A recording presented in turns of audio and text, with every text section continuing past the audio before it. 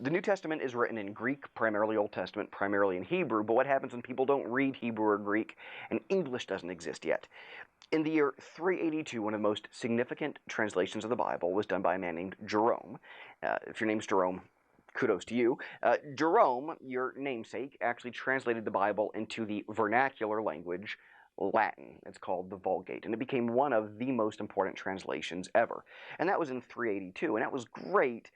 But now let's fast forward again to the year 1611. In 1611, people aren't speaking Greek or Hebrew, and they're not even speaking Latin.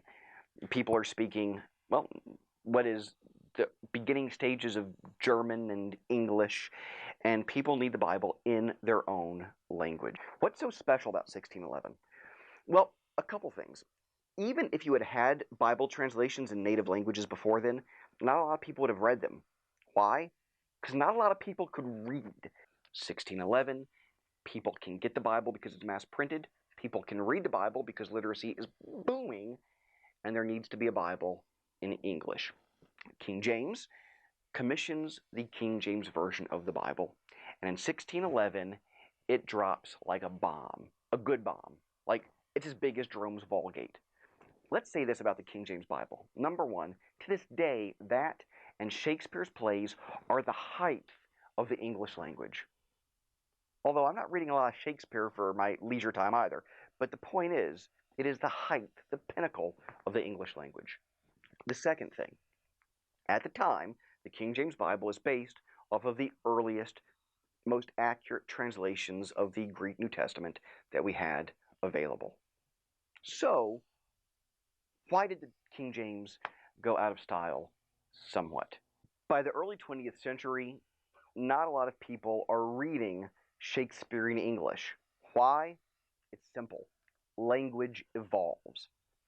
As soon as this gets posted to YouTube, there is a expiration date because the language I'm using is changing.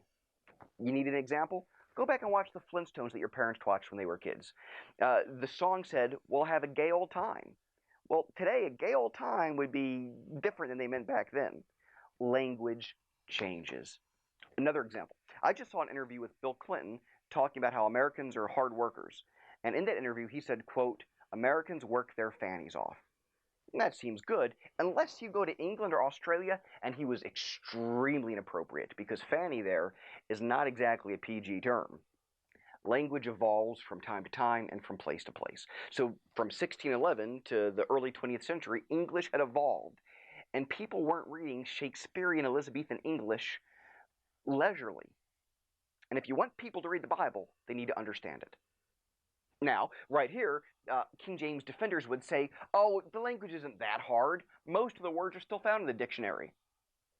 I don't know about you, but I have a master's degree. And if I need a dictionary in one hand to actually understand what I'm reading, I ain't going to read it. I just don't have time for that.